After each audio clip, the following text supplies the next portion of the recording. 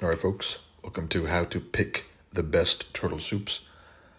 The short answer is time, and that's discussed in SOT. However,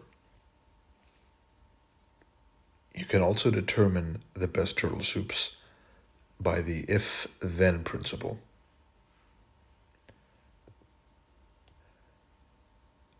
Which follows higher time frame order flow.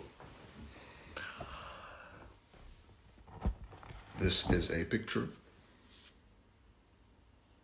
which I've posted before. If you've seen it, then observe the finer details. If you haven't, then there you go. Close above equals higher prices. Close below equals lower prices. Wick above equals lower prices. And wick below equals higher prices. This is on determining the higher time frame order flow. Right, so which means the next candle on the higher time frame, the daily, for example. If today's daily candle closes above yesterday's daily candle, what's going to happen? What's likely going to happen is you're going to have a chance to buy below the open of tomorrow. Right? Close above, higher prices. Close below, lower prices. Wick above, lower prices. Wick below, higher prices. Some intricacies. When the higher time frame is bullish, the lower time frame will explode through the highs. And of course, it'll get an electric shock as soon as it touches the lows and rally. Right? So you'll see it have a touch of a low on the lower time frame and then explode above the highs. And I'll illustrate this in a moment. When the higher time frame is bearish, the lower time frame will sink like a rock in the sea. Right? It'll just fall down and down, and you'll buy the low and get wrecked, and you'll buy the other low and get wrecked, and you'll keep buying turtle soups, fake turtle soups, and get wrecked, and blame me for it. No, you're wrong because you didn't know the higher time frame order flow, and you didn't keep it in mind. You were blindly pattern trading turtle soup like an idiot, right? Which is wrong. You should be always monitoring the higher time frame order flow at all times. That's the wise, complete thing to do, right? Because when the higher time frame is bearish, either by closing below or wicking above, right? Then the lower time frame will sink like a rock in the sea. Highs will electrocute price. We'll just have to touch them and sink below the lows. And the lows, of course, will crumble, right? If-then principle, which means if the higher time frame is bearish, then no matter how many bullish PDRAs you draw on the lower time frame, they'll get traded through. Here's an example. This is a weekly chart, and your homework is to know which one it is. Excuse me. We close above, right? This means there's a high chance that the next two candles will give a chance to buy below the open.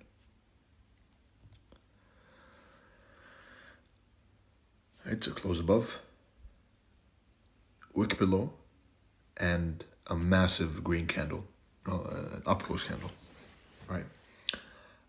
This means the higher time frame is bullish, right? Let's see what happens in the lower time frame.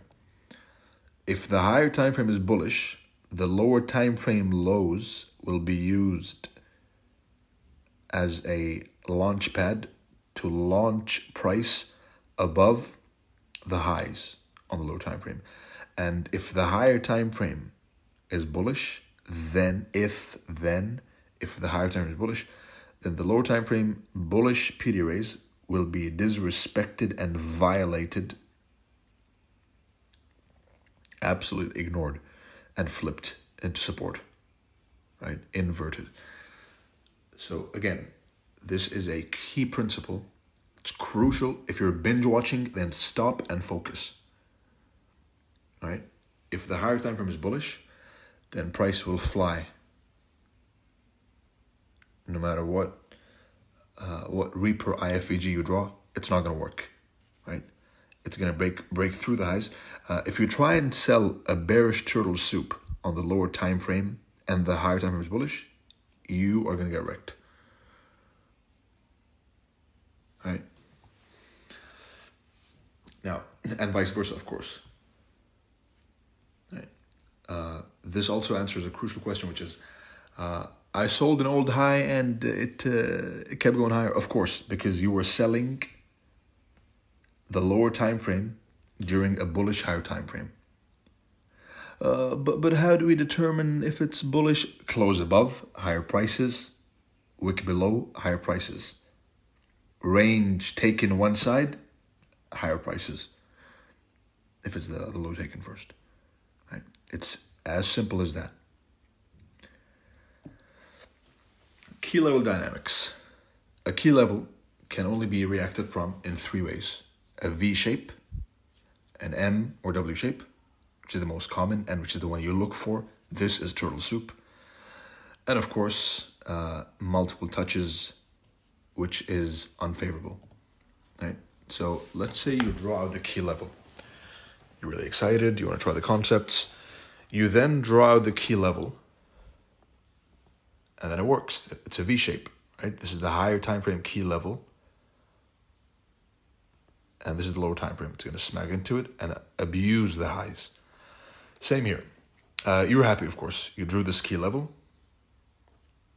You bought, it went up. Fantastic.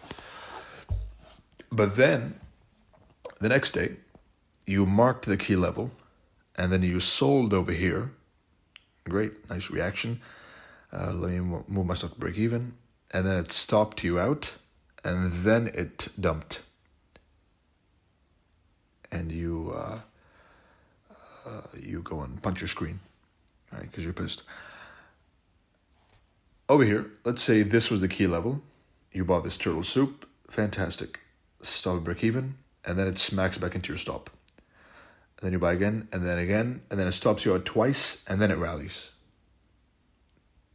Sounds familiar? Probably. Because that's a common mistake of not knowing, of you not focusing on the different types of reactions from a key level. One thing is identifying the key level correctly. Another thing is knowing what it looks like from the key level to your target. Here's a deeper look into turtle soup on the lower time frame.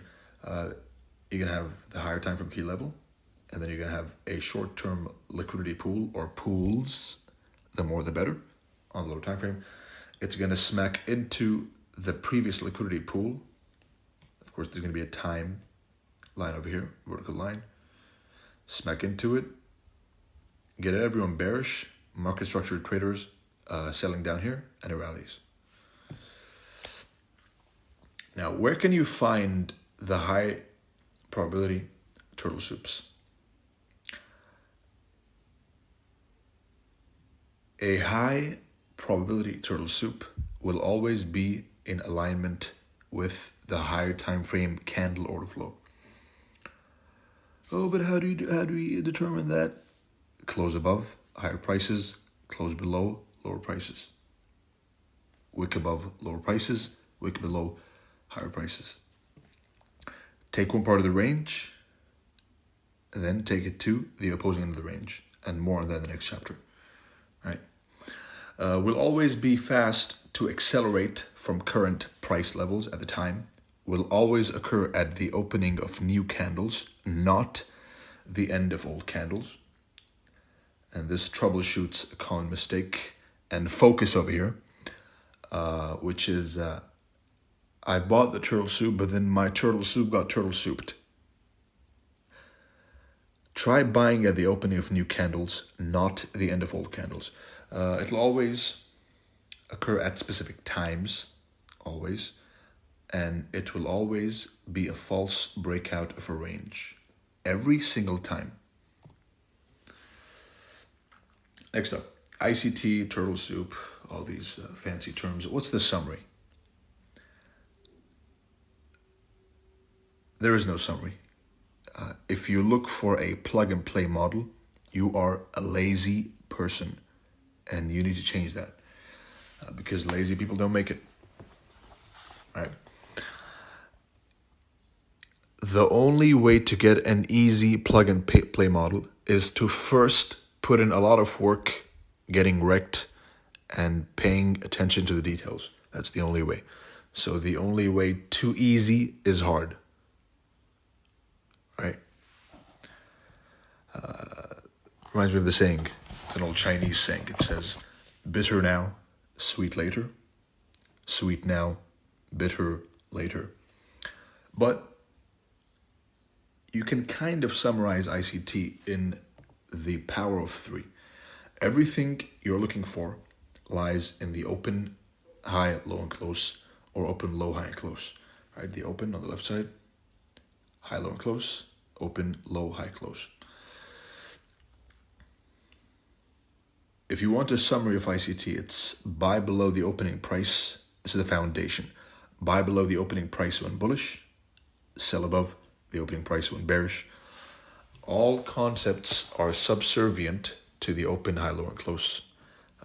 You look for the breakers above the opening price. You look for the bullish order box below the opening price, etc. Every bullish turtle soup, and this one is food for thought, every bullish turtle soup that has ever happened below the opening price of the candle. Every bearish turtle soup that ever happened above the opening price of the candle.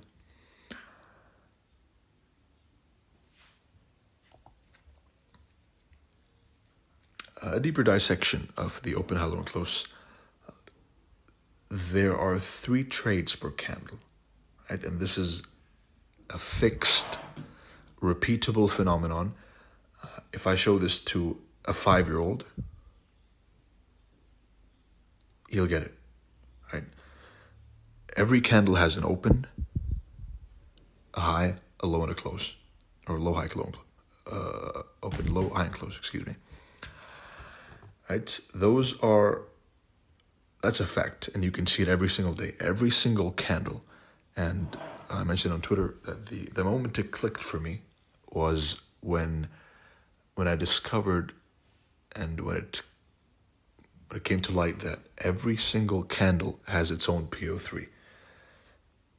The 1-minute candle has PO3, the 5-minute candle, 15, 30, 1 hour, 2 hour, 3 hour, 4 hour, 1 day, weekly, monthly. They all have their own PO3, and you can play with them however you like.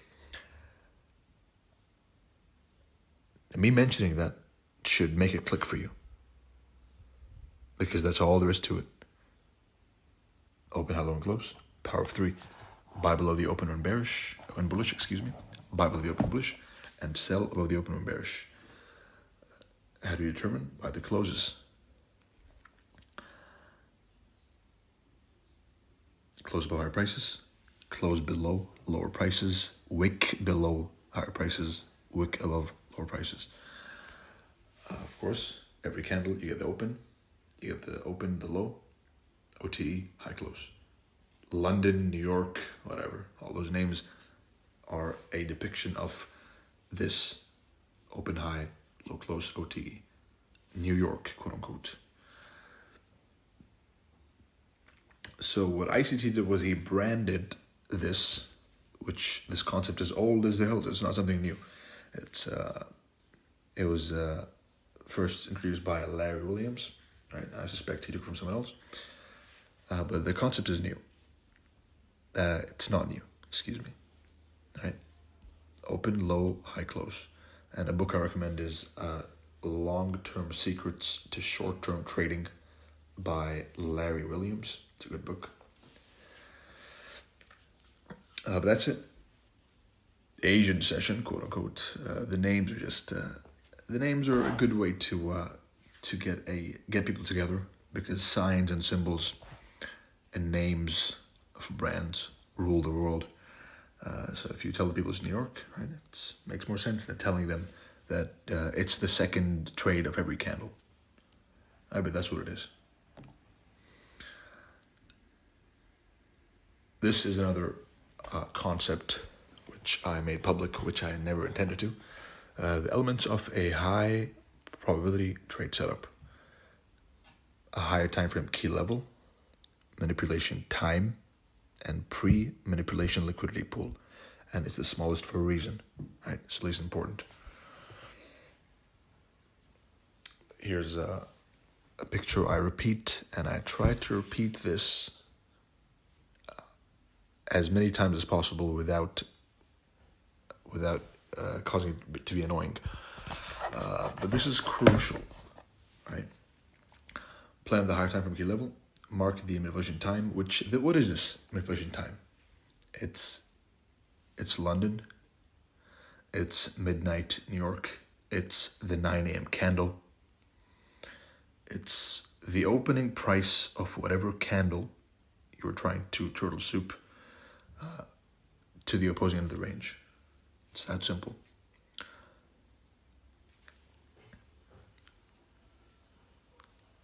Lose sleep over this picture. Think about it. Right? Truly delve deep into it. Again, in summary, you buy below the opening price when bullish. You look for your pattern here, OB, FVG, breaker, SMT, whatever, right? Over here. And vice versa. This is a bullish candle.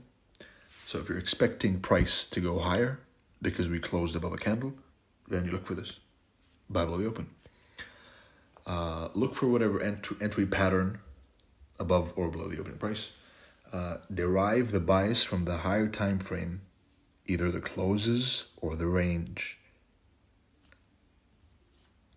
So if the higher time frame closes above, then you look for price to dump below the open and rally, and vice versa.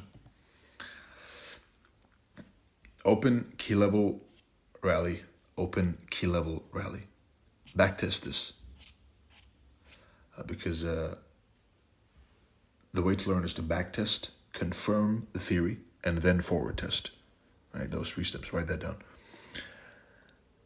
Backtest, confirm theory, forward test. Backtest this on every single time frame, all candles, and thank me later. All the focus on the daily and weekly range to keep your sanity. How do you apply all that into trading? Well, that's a discussion of the next episode. I hope you found this insightful. I wish you good luck, good trading, and see you in the next one.